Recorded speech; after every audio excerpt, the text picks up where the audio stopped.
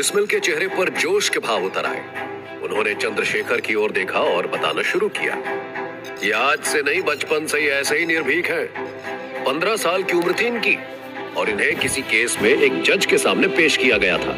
और वहां जब जज ने इनका नाम पूछा तो इनका जवाब था, मेरा नाम आजाद है, मेरे पिता का नाम स्वतंत्रता और मेरा घर जेल है। और ये सुनते ही जज को बहुत बुरा लगा। वो भड़क गए और सजा के तौर पर हमारे आजाद बाबू को 15 कोड़ों की सजा सुनाई। और बस यहीं से ये आजाद हो गए, हमारे आजाद। क्यों, सही कहा ना? कुछ और हो तो आप खुद ही बता दें आजाद। बिस्मिल ने आजाद से कहा, नहीं बस इतनी ही सी थी ये कहानी, लेकिन अब हमें यहां से निकलना चाहिए क्योंकि अब ज्यादा देर यहां रहना सही नहीं होगा। हालात ठीक नहीं है, कोई भी कभी भी छापामारी कर सकता है यहां, आजाद ने चेतावनी भरी आवाज में कहा। और ये सुनकर सब धीरे धीरे उस कमरे से एक एक करके इधर उधर छिटक गए और अलग अलग रास्तों से कोई अपने घर तो कोई किसी दूसरी जगह निकलने लगा ताकि किसी पर भी कोई शक न जाए। इतिहास में दर्ज काकोरी कांड को एक बड़ा दर्जा प्राप्त है, जिसने देश भर के क्रांतिकारियों के बीच आजादी का बिगुल फूंक दिया था। ये घटना तो बस एक चिंगारी मात्र थी जिसने शहर दर शहर कई और अंगारों को जन्म दिया। इस घटना के बाद घर घर में क्रांतिकारी जन्म ले चुके थे और आजादी की मांग उनके जहन में सांसों की तरह बस चुकी थी, जिसके बिना अब वो एक पल भी जी नहीं सकते थे। खैर, कुछ दिन के इंतजार के बाद वो दिन भी आ गया जिसका इंतजार HRA संगठन के 10 योजनाकारियों को था। आज दिन था 9 अगस्त 1925। सब लोग अपने समय से काफी पहले ही स्टेशन पहुंच चुके थे ताकि आंखों में हर एक गतिविधि को कैद किया जा सके। उन सब के लिए ये जान लेना बहुत जरूरी था कि आखिर ट्रेन के किस डिब्बे में वो बैठने जा रहे हैं और वहां से कितनी दूरी पर वो डिब्बा है जहां उन्हें इस पूरी घटना को अंजाम देना है। ट्रेन शाम को वहां पहुंचने वाली थी, लेकिन सब दोपहर होते ही वहां पहुंच चुके थे और सबने अपनी अपनी जगह ले ली थी। बस 2 लोग ही साथ में खड़े थे, बिस्मिल और सान्याल। दोनों को बस थोड़ा ही समय काटना था कि तभी सान्याल ने बिस्मिल से पूछा, मुझे नहीं पता कि ये वक्त सही होगा या नहीं, लेकिन एक सवाल और उत्सुकता दोनों ही मेरे मन में चल रहे हैं। ये सुनते ही बिस्मिल, जिन्होंने एक शॉल नुमा चादर ओढ़ रखी थी, उसे अपनी बाजुओं पर चढ़ाते हुए बोले, पूछ ही लो जो भी मन में चल रहा है, वरना इस काम के बाद कई दिन तक तो वैसे भी हमारे दर्शन दुर्लभ हो जाएंगे। पता नहीं कितने दिनों अंडरग्राउंड रहना पड़ेगा। आपके दिमाग में ये कब आया कि हमें ऐसी लूट करनी चाहिए और इसी ट्रेन को लूटना चाहिए? क्या कुछ खास है इसमें? ये सुनते ही बिस्मिल के चेहरे के भाव थोड़े से गंभीर हो गए। उन्होंने सान्याल का हाथ पकड़ा और स्टेशन पर कुछ आगे की ओर बढ़े। वहां उन्होंने देखा कोने में एक चाय वाला चाय बेच रहा था। बिस्मिल उसके पास पहुंचे और बोले, दादा 2 बढ़िया चाय दीजिए जरा। और क्या बात है, आज 8 डाउन पैसेंजर लेट है क्या? अरे नहीं दादा, ट्रेन तो टाइम पर ही होगी, आप लोग थोड़ा जल्दी आ गए हैं। और यहाँ तो वो ट्रेन सबसे अधिक समय रुकती है। वो कहा है ना कि माल का लोडिंग अनलोडिंग होता है ना। ये बोलते हुए उस शख्स ने चाय पकड़ा दी। बिस्मिल और सान्याल आगे बढ़ ही रहे थे कि तभी बिस्मिल बोले, वो माल ही सरकारी खजाना है।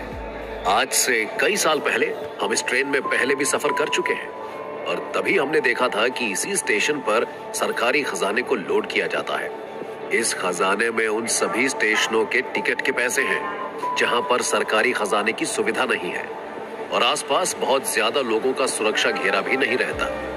इसलिए ये थोड़ा आसान काम है और इस एक काम से हमारे पास इतना पैसा आ जाएगा जिससे हम अपनी आगे की राह आसान कर पाएंगे।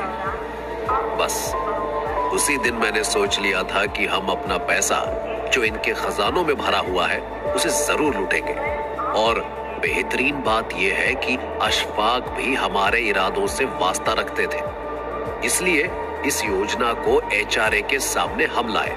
मतलब अगर मास्टरमाइंड की बात की जाए या इतिहास के लिए इसके गवाह तैयार किए जाएं, तो बेशक कहा जा सकता है कि इस योजना को आपने और अशफाक ने ही तैयार किया है। सान्याल ने अपनी बात पूरी ही की थी कि तभी स्टेशन पर थोड़ी अफरा तफरी मच गई।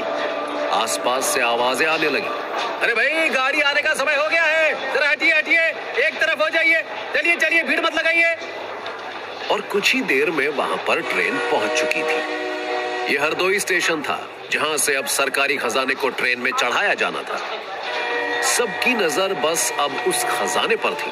वो खजाना एक बड़े से लोहे के बक्से में था, जिसे काफी मजबूती से बंद किया गया था। उसकी निगरानी के लिए कुछ सिपाही भी थे, जिन्हें सही सलामत उसे उसके गंतव्य स्थान तक पहुंचाना था। यह खजाना उस रूट पर जितने भी टिकट बेचे जाते और उनका कलेक्शन किया जाता था, उसकी रकम थी। थोड़ी ही देर में बक्से और वो सिपाही ट्रेन के सेकंड क्लास के डिब्बे में जा बैठे, जबकि काफी देर से नजरें गड़ाए वहां खड़े सभी क्रांतिकारियों ने अपनी निश्चित जगहें ले ली। यह अंतिम बार था जब सबकी निगाहें एक दूसरे से मिली थी और आंखों ही आंखों में जीत की कामना कर ली गई थी। शाम ढल चुकी थी, अंधेरा होने को था। सब कुछ सामान्य दिनों जैसा था। बोगियों में चहल पहल थी। शाहजहांपुर से लखनऊ जा रही 8 डाउन पैसेंजर धीरे धीरे आगे बढ़ रही थी और काकोरी पहुंचने ही वाली थी कि अचानक बोगी में 2 लोग अपने हाथों में पिस्तौल लिए उठे और उनके हाथों में पिस्तौल देखते ही बोगी, जो अब तक हंसी ठहाकों से गूंज रही थी, वहां एकाएक अफरा तफरी फैल गई। अचानक वहां महिलाएं और औरतें चीखने लगी। तभी दूसरी सीट से 2 और लोग उठकर आए, जिनमें एक आजाद और दूसरे मनमत थे। यहाँ 4 लोगों ने कमान संभाली हुई थी, बिस्मिल, मनमत, सचिंद्रनाथ और मुकुंदीलाल। लोगों के बीच बढ़ता शोर देखकर अचानक क्रांतिकारी भी जोर से चिल्लाए, शांत हो जाइए आप, शांत हो जाइए आप लोग, कोई नहीं चिल्लाएगा और इसी में आपकी और हमारी भलाई है। हम यहाँ सिर्फ अपने एक काम को अंजाम देने आए हैं। हम आपको या किसी भी आम नागरिक को चोट पहुंचाने नहीं आए हैं, भरोसा रखिए हम पर। लेकिन ये कहने के बाद भी शोर शराबा बना रहा। इधर ट्रेन की छत पर छिपे आजाद और मुरारी शर्मा भी अपनी जान हथेली पर लेकर उस चलती ट्रेन की छत से नीचे आ गए और उस कंपार्टमेंट की ओर बढ़ने लगे जहां खजाना रखा गया था। इसके अलावा बाकी लोग, जिन्हें दूसरी ओर से उस डिब्बे तक पहुंचना था, वो भी धीरे धीरे खजाने की ओर बढ़ ही रहे थे। लेकिन इस डिब्बे में जहां बिस्मिल और सचिंद्र थे, वहां अत्यधिक शोर शराबे के कारण वो लोग चाह कर भी आगे नहीं बढ़ पा रहे थे। शोर शराबे वाली वो भीड़ कुछ इस तरह थी मानो आज अपने काम को अंजाम देने आए क्रांतिकारियों को शायद आगे बढ़ने ही ना दे। डिब्बे में पूरा कौतूहल मच चुका था और किसी को कुछ समझ नहीं आ रहा था कि तभी एक तरफ एक गोली चली और दूसरी ओर एक युवा, जिसकी उम्र 30-35 के बीच रही होगी, वो ट्रेन से कूदकर नीचे की ओर चला गया। तो वहीं दूसरी ओर क्रांतिकारियों के हाथ में गन देखते ही वहां खड़े लोगों में शांति पसंद है। सबके मुंह खुले के खुले रह गए। किसी को समझ ही नहीं आया कि आखिर ये हुआ क्या।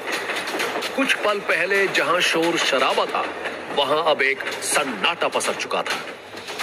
आखिर किस ओर मुड़ेगी काकोरी की ये कहानी? क्या इतिहास के पन्नों पर होगा इसका जिक्र या ये गुमनामी में हो जाएगी तब्दील?